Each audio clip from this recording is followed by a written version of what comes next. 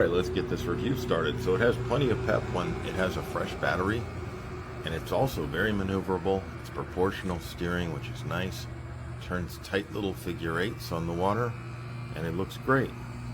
I got over 12 minutes of runtime on one battery. Unfortunately, the other battery was basically a dud, so it gave up after a minute and a half. Other than that, it's really easy to use. It's a lot of fun. Now, when your battery goes dead or close to it, the transmitter starts beeping at you and you get this kind of low home mode, so you don't have to get wet.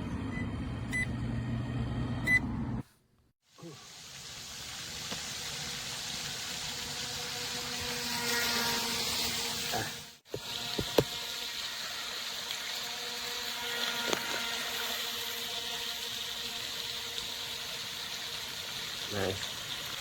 That is amazingly quick.